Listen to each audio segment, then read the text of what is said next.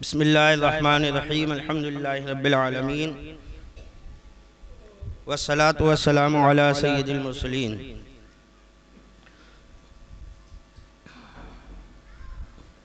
اعوذ باللہ من الشیطان الرجیم بسم اللہ الرحمن الرحیم وما کان لنفس ان تموت الا باذن اللہ کتابا مؤجلا ومن یرد ثواب الدنیا نؤتہ منہا ومن یرد ثواب الآخرۃ نؤتہ منہا وسنجزی الشاکرین۔ اللہ تبارک و تعالی ارشاد فرماتا ہے اور کوئی جان بے حکم خدا کے مر نہیں سکتی۔ کوئی بھی جان ہو جب تک کہ اللہ کا حکم نہ ہو تو اس کو کسی کے اندر اتنی ہمت نہیں ہے کہ وہ اسے مار دے یا موت دے دے، ٹھیک ہے؟ یہ عقیدہ قرآن سے ملا ہے اور مسلمانوں کو اس عقیدے پر بہت سختی سے قائم رہنا چاہیے۔ اللہ تبارک و تعالی نے کفار کو یا شیاطین کو اتنی طاقت تو کچھ دی ہے کہ وہ آپ کو کچھ نقصان پہنچا دیں، شیطانوں کو بھی دی ہے، وہ آپ کو کچھ نقصان تو پہنچا سکتے ہیں لیکن مار دینا یہ ان کے بس کی بات نہیں ہے، یہ یاد رکھیے۔ نقصان پہنچانا الگ چیز ہوئی، تکلیف دے دینا الگ چیز ہوئی، لیکن جان سے مار دینا یہ کسی مائی کے لال میں ہمت نہیں ہے جب تک کہ آپ کی موت کا جو وقت ہے وہ وقت نہ آ جائے، ٹھیک ہے؟ یہ عقیدہ اپنے دل میں مسلمان کو پورے طور پر بٹھا لینا چاہیے، تو انشاءاللہ تعالی وہ خدا کے علاوہ کسی سے نہیں ڈرے گا۔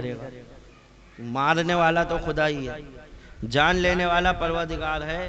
ہاں کچھ تکلیف شیاطین وغیرہ یہ دے سکتی ہے۔ بہت سے لوگ کہتے ہیں کہ وہ آصیب میں مبتلا ہو گئے، اسی آصیب نے اسے مار ڈالا، تو آصیب میں مبتلا ہو کے آدمی تکالیف میں تو آ سکتا ہے لیکن وہ آصیب اس کی جان لے لے یہ اس کی ہمت نہیں ہے۔ یہ اگر اس کے بس کی ہوتی تو جانے کتنے نکل چکے ہوتے، وہ جان نہیں لے سکتی، وہ آپ کو تکلیف میں مبتلا کر سکتی ہے۔ ہاں اس وقت تک جو وقت مقرر ہے اس وقت تک آپ اس تکلیف میں اگرچہ رہیں، وہ بھی اللہ کی مرضی سے، اللہ چاہے تو وہ بھی دور ہو جائے، لیکن جو ہے کسی میں بھی ہمت نہیں ہے کہ وہ کسی کو بھی مار سکے۔ اللہ فرماتا کوئی جان بے حکم خدا کے مر نہیں سکتی، سب کا وقت لکھا رکھا ہے، وقت لکھ دیا گیا ہے۔ جب لکھا ہوا ہے آپ کا وقت پہلے سے ہی اللہ تعالیٰ نے مقرر کر دیا ہے کہ فلاں بندہ اس وقت پر مرے گا، تو پھر ڈرنے کی بات کیا ہے؟ موت سے کیا ڈرنا؟ بس یہ جو ہے دعا کرو کہ اللہ اس حال میں موت آئے کہ ہمارا ایمان ہمارے ساتھ ہو اور ہمیں موت آ جائے، بس یہ ہے ضروری مین چیز جو ہے۔ ہم اپنے ایمان کی فکر کریں کہ ہماری موت اس وقت آئے کہ ہمارا ایمان ہمارے ساتھ ہو۔ اب وقت کسی کا کو معلوم نہیں، یہ تو اللہ اس کا رسول جانے۔ کوئی جو ہے چند سیکنڈ کے لیے دنیا میں آتا ہے، اتنے ہی کے لیے، بچہ پیدا ہوتے ہی اور فوراً مر جاتا ہے، وہ اتنی زندگی لکھ کر لایا تھا۔ کوئی 1 سال کی، کوئی 6 ماہ کی، کوئی 2 سال کی، کوئی 10 سال کی، یہ سب آپ لوگ دیکھتے ہیں، کوئی کہنے والی بات نہیں ہے۔ جس کی جو وقت مقرر ہے، ایسا نہیں ہے کہ جو ہے ہر کوئی گولی سے ہی مر رہا ہے، کوئی 2 سال کا ہے بیماری میں مبتلا ہو کے ختم ہو گیا، کیوں؟ اس کا وقت ہی اتنا تھا۔ یہ تو ایک بہانہ ہوتا ہے کہ کسی کے لیے گولی بہانہ بن گئی، کسی کے لیے بم بہانہ بن گیا، کسی کے لیے میزائلیں بہانہ بن گئی، یہ سب بہانے ہیں موت کے آنے کے۔ آنا اسی وقت ہے جو لکھا ہوا ہے۔ جانے کتنے ہوتے ہیں کہ پورے زلزلے آ جاتے ہیں، اس میں ہزاروں لاکھوں لوگ جو ہے دفن ہو جاتے ہیں، مر جاتے ہیں، لیکن پھر بھی جب ملبہ نکلتا ہے اس میں جانے کتنے زندہ نکل آتے ہیں۔ تو یہ کیا ہے؟ ان کا وقت ہی نہیں تھا، تبھی تو وہ اس ملبے میں 3 دن 8 دن رہنے کے باوجود بھی زندہ نکل آئے۔ جانے کتنے ہیں کہ پورے گھروں پہ میزائلیں گرا دی گئیں، پورے جو ہے ہزاریوں تباہ ہو گئے، پھر بھی ان میں سے 1-2 بچ کر نکل آئے۔ ان میزائلوں نے ان کا کچھ نہیں بگاڑا، کیوں؟ کیونکہ ان کی ابھی موت نہیں آئی۔ تو یہ عقیدہ اپنے اندر پختہ کر لیجئے کہ موت دینے والا پروردگار عالم ہے، اللہ کے علاوہ کسی میں ہمت نہیں کہ وہ کسی کو مار دے، اور کوئی جان بے حکم خدا کے مر نہیں سکتی، سب کا وقت لکھا رکھا ہے، اور جو دنیا کا انعام چاہے ہم اس میں سے اسے دیں گے۔ جو اللہ تعالیٰ نے مطلق فرمایا جو بھی دنیا چاہے گا اللہ فرماتا ہم دنیا میں سے اس کو دیں گے، دنیا برتے گا، اس کو دنیا ملے گی، دنیا کا انعام چاہے ہم اس میں سے اسے دیں گے، اور جو آخرت کا انعام چاہے ہم اس میں سے اسے دیں گے۔ جو دنیا چاہے گا ہم اسے دنیا دے دیں گے، اور جو آخرت چاہے گا ہم اس کو آخرت دیں گے، اور قریب ہے کہ ہم شکر والوں کو صلہ عطا کریں، جو اللہ کا شکر ادا کریں ہم ان کو صلہ عطا کریں۔ اے مسلمانوں خیال رکھو کہ کوئی جاندار بغیر حکم الہی، بغیر ارادہ خداوندی مر نہیں سکتا۔ ہر ایک کی موت کا وقت مقرر ہے جو لوح محفوظ میں یا اس کی پیشانی میں لکھ دیا گیا، اس سے آگے پیچھے مرنا ناممکن ہے، لہذا جہاد میں ثابت قدم رہنے سے کوئی مر نہیں جاتا۔ ڈرو مت، جہاد جب تم پر فرض ہو تو جہاد کرو۔ صحابہ اکرام کو تسلی دی جا رہی ہے، جو جنگ احد میں گھبرا گئے تھے یہ ان کو تسلی دی جا رہی ہے کہ گھبراؤ مت، کوئی نہیں مرنے والا ہے جب تک کہ خدا نہ مارے، اور اگر موت آ گئی تو خواہ تم کیسے ہی آرام کی جگہ میں ہو اور خواہ تم جہاد سے بھاگ بھی جاؤ بچ نہیں سکتے۔ بھاگ جاؤ وہاں سے، اگر موت آ گئی تو بچ نہیں سکتے ہیں۔ ایک واقعہ ہے اس وقت ذہن میں آ رہا ہے، حضرت سلیمان علیہ السلام کا۔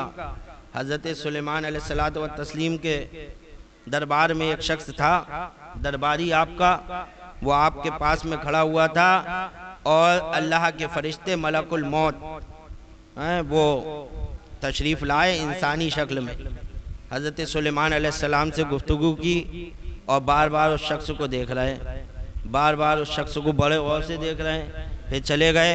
وہ گھبرا گیا، بولا حضرت یہ کون شخص تھے؟ بات آپ سے کر رہے تھے، دیکھ مجھے رہے تھے، بار بار میری طرف نگاہ کیوں تھی؟ تو کہا یہ ملک الموت تھے۔ موت کے فرشتے جب یہ سنا تو اور گھبرا گیا کہ مجھے دیکھ رہے تھے، اس کا مطلب میرا وقت آ گیا، تبھی یہ میری طرف دیکھ رہے تھے، ورنہ موت کے فرشتوں کو مجھے دیکھنے کی کیا ضرورت؟ تو کہا حضرت بچا لیجئے، ابھی نہیں مرنا چاہتا، مجھے یہاں سے کہیں دور بھیج دیجئے۔ آپ کی حکومت اللہ تبارک و تعالیٰ نے جنوں پر بھی کی تھی، چرند پرند ہواؤں پر بھی آپ کی حکومت تھی، آپ نے ہوا کو حکم دیا، ہوا نے اڑا کر اس کو کوسوں دور وہاں سے ڈال دیا، اور جب وہاں سے کوسوں دور جہاں جیسے ہی پہنچا ملک الموت وہیں حاضر۔ کہا ارے تم تو وہاں مجھے دیکھ رہے تھے، یہاں پر بھی آ گئے؟ کہا موت کا وقت آ گیا، میں تمہیں دیکھ تو یہی رہا تھا کہ اللہ تعالیٰ نے مجھے حکم دیا ہے کہ تمہاری روح فلاں جگہ نکالوں، اور تم سلیمان کے پاس کھڑے ہوئے ہو، تو میں یہی فکر میں تھا کہ روح نکالنے کا حکم مجھے ابھی ہو رہا ہے کہ جاؤ اس بندے کی روح وہاں نکالو، اور وہ بندہ تو یہاں موجود ہے، کیسے پہنچے گا؟ اب پتہ چلا کہ اللہ کی حکمتیں ہیں، تو وہ کیسے پہنچ گیا؟ کہاں جہاں روح نکلنے کی جگہ تھی کوسوں دور تھا، لیکن پل بھر میں وہاں پر پہنچا دیا گیا۔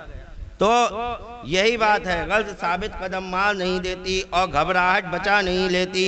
خوب یاد رکھو کہ جو شخص دنیاوی عیش و آرام پر نگاہ رکھے گا، اسی کی نیت سے جہاد وغیرہ نیک اعمال کرے گا تو اسے کچھ دنیا ہی مل جائے گی جتنی ہم چاہیں، یعنی اگر نیک اعمال بھی دنیا کی نیت سے کرے گا تو اللہ تبارک و تعالیٰ اسے دنیا عطا کر دے گا جتنی وہ چاہے۔ یعنی کوئی مولوی بنے اس لیے کہ صاحب جو ہے مولوی مقرر بنوں گا، خوب کمائی کروں گا، اچھے جو ہے نذرانے ملیں گے، سب کچھ، تو اللہ اسے دنیا دے گا۔ بن مقرر، لے نذرانے، بن مالدار، کتنا بننا ہے؟ اگر کوئی حافظ بنے کہ صاحب جو ہے تراویح میں خوب نذرانے ملوں گا، وہاں جاؤں گا، اتنی سناؤں گا، وہاں 20,000، وہاں 25,000، تو لیو دنیا دے گا اللہ، پھر آخرت سے اسے کچھ نہیں، دنیا مل گئی۔ تم نے دنیا کے لیے پڑھا، تم نے دنیا کے لیے سب کچھ کیا، اللہ فرماتا ہم دنیا دیں گے، تم دنیا مانگو گے ہم دنیا دیں گے، اور آخرت مانگو گے تو آخرت دیں گے، آخرت مانگو گے تو آخرت دیں گے جتنی ہم چاہیں، اور جو آخرت کے ثواب کی نیت سے کرے گا تو اسے دنیا بھی ملے گی اور آخرت بھی مل جائے گی۔ دنیا تو مل ہی جائے گی، دنیا میں آئے ہو تو دنیا تو مل ہی جائے گی، آخرت کی نیت سے کام کرو، دنیا تو خود پیچھے پیچھے چلی جائے گی۔ تمہیں دنیا بھی ملے گی اور آخرت بھی. ہم شکر گزار بندوں کو بہت بڑا اجر دیں گے اور عنقریب دیں گے. لہٰذا ہمیشہ نیک اعمال میں آخرت کی نیت کیا کرو, دانے کی نیت کرو, بھسا اپنے آپ مل جائے گا. حدیث شریف میں ہے کہ مومن کی نیت اس کے عمل سے بہتر ہے. آپ کی نیت آپ کے عمل سے بہتر ہے. آپ کی نیت اچھی ہے, اگر عمل میں کچھ کمی بھی ہے, اگر عمل میں کچھ کمی بھی رہ گئی تو اللہ تبارک و تعالیٰ اس نیت کے صدقے میں وہ بھی صحیح کر دے گا. اور نیت خراب ہے, آپ کتنی ہی اچھی طریقے سے عمل کر لو, کتنی ہی بہترین طریقے سے نماز پڑھ لو, پھر ایک واقعہ یاد آ گیا, بات نیت کی آتی چلی. ایک اللہ والے کہلاتے تھے, تو ان کی ایک بادشاہ نے دعوت کری. کہا حضرت آج آپ کی دعوت ہے ہمارے یہاں, آئیے. حضرت تشریف لے گئے, اپنے بچے کو بھی ساتھ میں لے گئے. وہاں پہنچے, دسترخوان پہ اچھے اچھے کھانے سجائے, تو انہوں نے تھوڑا سا کھانا کھایا. کہا حضرت اور, کہا بس اپنی اتنی خوراک. کہا ٹھیک. اس کے بعد نماز پڑھنے کی باری آئی, مصلی بچھایا گیا, تو آپ نے نماز بڑے اطمینان کے ساتھ سنت, فرض, واجب, نوافل سب ادا کی اور بہت اطمینان کے ساتھ پڑھی. انہوں نے, بادشاہ نے کہا واقعی اللہ والے. اس کے بعد جب گھر آئے بچے کے ساتھ, تو گھر آتے آتے بچے سے بولے بیٹا کھانا نکال. کہا کھانا نکال, کھانا تو بادشاہ کا کھایا ہے. بولے ابے وہ تو انہیں دکھانے کے لیے تھوڑا سا کھایا تھا, کہ ورنہ وہ کہیں گے فقیر کہاں ہے, اتنا کھا رہے ہیں, تو اب بھوک لگ رہی مجھے, کھانا دے. بچے نے کھانا نکلوایا, ماں سے کہہ کے کھانا کھایا. کھانے کے بعد پھر بیٹھ گئے, سونے کو چل دیے. کہا ابا جان سو کیوں رہو؟ کہا اور کیا کروں؟ کہا نماز نہیں پڑھو گے دوبارہ؟ کہا نماز نہیں پڑھو گے دوبارہ؟ گھر پہ تو نماز پڑھتے تو صرف سنت اور فرض پڑھتے تھے, نوافل تو پڑھتے نہیں تھے, اور وہاں دکھانے کے لیے نوافل بھی پڑھے. جب کھانا دوبارہ کھا رہے ہو, کھانا دہرا لیا تو نماز بھی تو دہراؤ. تو نیت, ہم کتنی ہی اچھی عبادت کر لیں, اگر ہماری نیت میں کھوٹ ہے تو سب بیکار, کسی کام کی نہیں. اور ہماری نیت اچھی ہے تو ہم 2 رکعت شب برات میں پڑھیں گے انشاءاللہ تعالیٰ, وہی جو ہے ہزاروں رکعت کے قائم مقام ہو جائیں گے.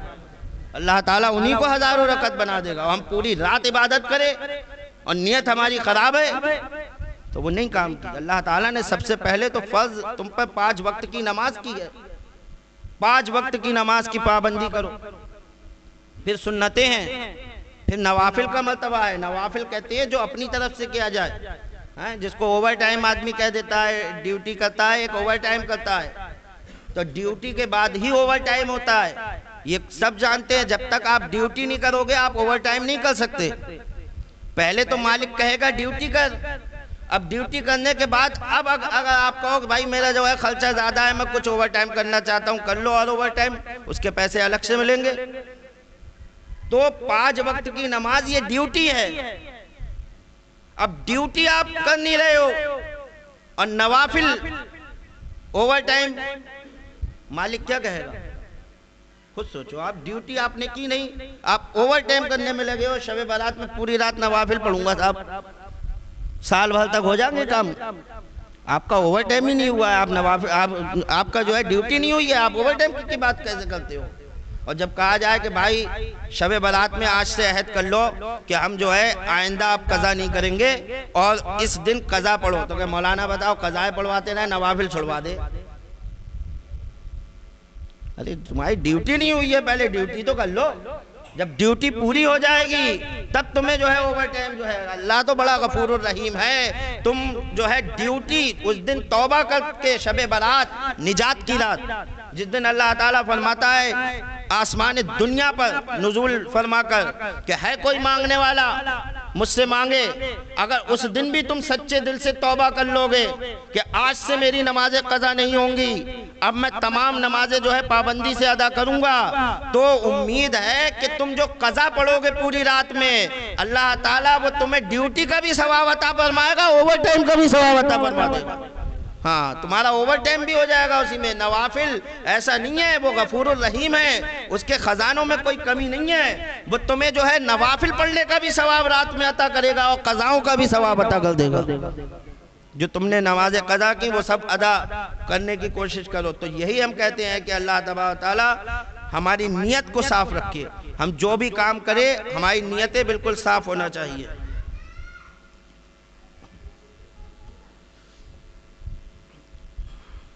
زکوٰۃ کے بارے میں بتا دوں پھر یہ آگے معلوم نہیں ٹائم ملے نہیں ملے. دیکھیے زکوٰۃ جو ہے جس طرح اللہ تبارک و تعالیٰ نے 5 وقتہ نماز فرض کی ہے، جس طرح اللہ تعالیٰ نے روزے فرض کیے ہیں، اسی طرح اللہ تبارک و تعالیٰ نے زکوٰۃ بھی فرض کی ہے. ٹھیک ہے، اسی طرح اللہ تعالیٰ نے حج بھی فرض کیا ہے.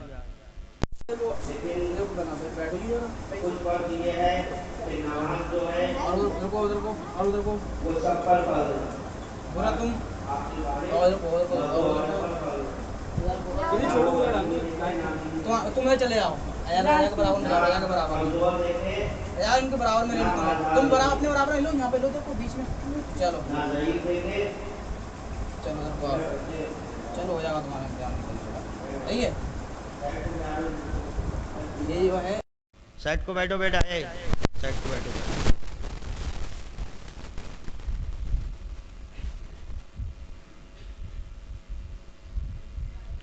تو نماز ایسی عبادت ہے نہ آپ کی کمزوری دیکھے نہ بیماری دیکھے. اگر آپ طاقتور ہیں تب بھی پڑھنا ہے، آپ کمزور ہیں تب بھی پڑھنا ہے، آپ بیمار ہیں تب بھی پڑھنا ہے. اگرچہ اس میں سہولتیں ہیں کہ کھڑے ہو کر آپ نہیں پڑھ سکتے، آپ کھڑے ہونے کے لائق نہیں ہیں تو بیٹھ کر پڑھیے. اگر آپ بیٹھ کر نہیں پڑھ سکتے تو لیٹ کر پڑھیے. لیکن نماز میں آپ کو چھوٹ نہیں ہے. اگر آپ بیمار ہیں لیٹے لیٹے پڑھ سکتے ہیں تو لیٹے لیٹے بھی پڑھنا ہے. اگر اشارے سے پڑھ سکتے ہیں تو اشارے سے پڑھنا ہے. نماز میں کوئی چھوٹ نہیں، پڑھنا ہی پڑھنا ہے. روزوں میں چھوٹ دے دی گئی کچھ کہ اگر آپ بیمار ہیں تو آپ اس دن نہ رکھیں، بعد میں قضا کر لیں. یہ رمضان جو روزوں میں چھوٹ ملی آپ کو تو تھوڑا فرق ہوا. فرض دونوں ہیں. زکوٰۃ تو یہ 2 چیزیں ہو گئیں. نماز تو سب پر آ گئی. روزوں میں بیمار کو چھوڑ دیا گیا جو بہت بوڑھا ہو چکا ہے، اب روزہ رکھنے کی طاقت نہ اس میں، اب ہے نہ تب. اور اگر وہ مالدار ہے تو اس سے یہ کہا جائے گا کہ ہر روزے کے بدلے جو ہے 1 صدقہ فطر کی مقدار نکالے، یعنی 30 دن میں 30 صدقہ فطر کی مقدار نکالے. روزہ نہیں رکھ رہا ہے تو مالدار ہے تو، اور غریب ہے نہیں کر سکتا تو پھر وہ تو غریب ہے، اس کے لیے کیا، اس کے لیے معاف ہے پھر، وہ توبہ و استغفار کرتا رہے. اور زکوٰۃ یہ مالدار لوگوں پر اللہ تعالیٰ نے جیسے نماز فرض ہے ایسے ہی زکوٰۃ فرض ہے. زکوٰۃ کا جو انکار کر دے فرضیت کا وہ کافر ہے. جیسے نماز کی فرضیت کا جو انکار کر دے وہ کافر ہے، ایسے ہی زکوٰۃ کی فرضیت کا یا انکار کرے یا زکوٰۃ کی توہین کرے تو وہ بھی کافر ہو جائے گا. تو زکوٰۃ مالدار پر فرض ہے. مالدار میں جو ہے مالک نصاب، شریعت نے مالدار کسے کہا ہے؟ تو شریعت نے مالدار اسے کہا ہے جس کے پاس لگ بھگ اس وقت میں 36,000 روپیہ 37,000 روپیہ لگ بھگ ہو. 37,000 روپیہ جس کے پاس ہوگا اور اس پر کوئی قرض نہیں ہوگا کہ قرض میں اگر دیا جائے تو وہ ختم ہو جائے پیسہ. ایسا نہیں ہے، قرضہ بھی نہیں ہے اس کے اوپر. حاجت اصلیہ کے علاوہ اس کے پاس وہ پیسہ ہے. حاجت اصلیہ یعنی ضرورت کا سامان جو ہوتا ہے وہ الگ چیز ہوتی ہے. اس کو تو آدمی کو ضرورت ہوتی ہے جن چیزوں کی، جیسے کہ گھر کا برتن کا سامان ہے، کھانے پینے کے برتن ہیں، یا موٹر سائیکل یا سواری وغیرہ، یہ سب ضروری چیزیں ہوتی ہیں. تو اس پر زکوٰۃ ہے. تو زکوٰۃ میں جو ہے 3 طرح کے مال پر زکوٰۃ ہوتی ہے. ایک ہوتا ہے مال تجارت. مال تجارت جو ہم تجارت کا مال لے کر آئے ہیں، اس سے ہم تجارت کر رہے ہیں، یعنی ہمارا اگر کپڑے کا کاروبار ہے تو کپڑا گودام میں ہمارا مال بھرا ہوا ہے، وہ سب تجارت کا مال ہے، اس پر زکوٰۃ ہے. جتنا مال ہے سب جوڑا جائے گا. جتنا مال ہے آپ کے پاس سب جوڑا جائے گا، سب کی زکوٰۃ نکالی جائے گی. اگر ہم پرچونی کی دکان کر رہے ہیں، کوئی سی بھی دکان، تجارت میں سب آ گیا. اگر ہم کسی بھی چیز کی تجارت کریں گے تو جتنا مال ہماری دکان میں ہے اور ہم پر قرضہ نہیں ہے، اگر ہم قرضے میں وہ مال نکل جائے گا تب تو نہیں ہے، بات ہی ختم ہو گئی. اور اگر قرضہ نکالنے کے بعد بھی اتنا بچ رہا ہے کہ 37,000 کے لگ بھگ ہم مالک ہو رہے ہیں، تو اس کی زکوٰۃ ہمیں نکالنا ہوگی۔ عورتیں جو سونا چاندی کے زیورات پہنتی ہیں ان کی زکوٰۃ انہیں نکالنا ہوگی، چاہے پہنے ہوں یا رکھے ہوں۔ دوسری صورت جو ہے سونا چاندی چاہے کسی شکل میں ہو، چاہے ڈھیلے کی شکل میں ہو، چاہے برتن کی شکل میں ہو، چاہے زیور کی شکل میں ہو، اس کی زکوٰۃ بہرحال نکالنا ہے، ٹھیک ہے؟ چاہے بیٹی کے لیے اٹھا کے رکھا ہو دہیج کے لیے یا کہیں رکھا ہو، اس کی زکوٰۃ نکالنا ہی ہوگی۔ اور تیسری جو ہے سائمہ، یعنی جانور ہوتے ہیں جو ہوتے ہیں، ان کا ذکر نہیں یہاں پر ہے ہی نہیں، انہیں چھوڑو، جانوروں کا ذکر یہاں ایسے جانور نہیں ہے کہ جن کی زکوٰۃ نکالی جائے۔ اب دو چیز دھیان رکھ لو، سونا چاندی اور مال تجارت، ٹھیک ہے؟ تو 37,000 روپے لگ بھگ جس کے پاس ہوں گے وہ مالک نصاب ہوگا، اس کو زکوٰۃ بھی نکالنا ہے، اور باقی تفصیل جو پوچھنا ہو وہ حجرے میں آ کر پوچھ لے، ٹھیک ہے؟ اور فطرہ بھی انہی کو دینا ہے، فطرہ بھی انہی کے اوپر واجب ہوتا ہے۔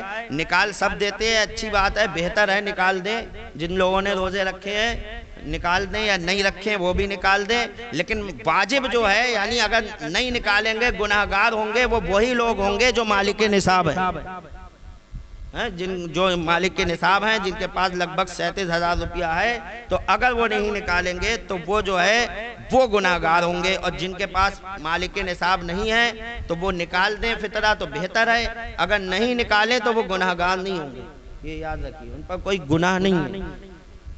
تو فطرے کا تو معلوم ہی ہے کہ آپ لوگوں کو اپنے اور اپنے نابالغ اولاد کی طرف سے نکالنا ہوتا ہے، اور زکوٰۃ جو آپ مالک ہیں یا عورتیں جو مالک ہیں وہ بھی سن رہی ہوں گی زیورات کی، انہیں بھی اس کی زکوٰۃ نکالنا ہوگی۔ اسی لیے اللہ کے رسول صلی اللہ علیہ وسلم نے فرمایا سونا چاندی نہ اکٹھا کرو ورنہ سونے کو زکوٰۃ کھا جائے گی۔ جب اسے کاروبار میں لگاؤ نہیں رکھے رہو گے تو اس کو کیا ہوگا؟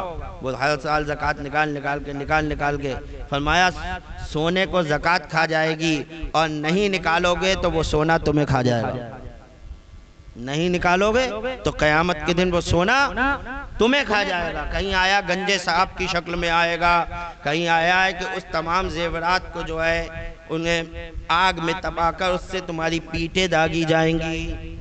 تو اس سب کا دھیان رکھیں آپ تمامی حضرات۔ اور فطرہ جو ہے تو فطرہ لگ بھگ ایسے تو بہت ہیں، آدمی اکثر جو ہے گیہوں سے ہی دیتا ہے، ورنہ تو منقے سے بھی ہے، اگر جوڑا جائے تو بہت بیٹھے گا، آدمی تو سوچے کم سے کم جوڑ دو، تو جو کم سے کم ہے وہی ہے۔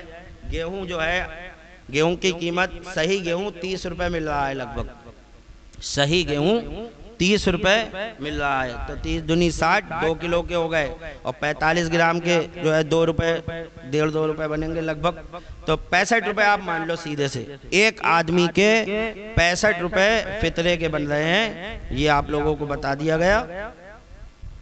اس پر جو ہے آپ عمل کریں، جیسے نماز فرض ہے ویسے ہی زکوٰۃ بھی فرض ہے، اسے بھی ضرور ادا کریں، غریبوں تک پہنچائیں، غریبوں میں تقسیم کریں، غریب نہ ملے تو ہمارے مدارس ہیں، مدارس کی بھی بات آ گئی تو جو ہے آپ لوگ دعا کیجئے کہ ہائی کورٹ نے یہ فیصلہ دے دیا کہ جتنے بھی یو پی کے مدارس ہیں یہ سب غیر قانونی ہیں، غیر قانونی قرار دے دیا گیا ہے، ہائی کورٹ کا فیصلہ آ گیا لکھنؤ بیچ کے، بتائیے اپنے کتنے مدارس، اور سب کو غیر قانونی قرار دیا گیا ہے۔ اب سپریم کورٹ میں جو ہے یاچکا دائر کی گئی ہے، آج اس کی سنوائی ہے، آپ سب لوگ جو ہے تہہ دل سے دعا کیجئے کہ اللہ تبارک و تعالی ہائی کورٹ کے اس فیصلے کو سپریم کورٹ بدل دے، ورنہ جو ہے حالات اور خراب ہو جائیں گے، ورنہ پھر ان کا کہنا وہی ہے کہ بھئی اس میں رامائن پڑھاؤ، اس میں گیتا پڑھاؤ، یہ سب چیزیں۔ اب بتائیے مدارس جہاں دین سکھایا جاتا ہے وہاں شرک کی تعلیم کیسے دی جا سکتی ہے؟ تو یہ بھی آپ لوگ جو ہے دل سے دعا کیجئے، اپنے مدارس کی ذمہ داری آپ لوگ اپنے کندھوں پر لیجئے، آپ سنبھالیے، ان حکومتوں کے پیسوں کو لات ماریے، اور اپنے مدارس کی ذمہ داری آپ خود لیجئے، اپنے مدارس کو فطرہ زکوٰۃ یہ ادا کیجئے، ان کی مدد کیجئے۔ وما علینا الا البلاغ، سنتیں پڑھ لیجئے۔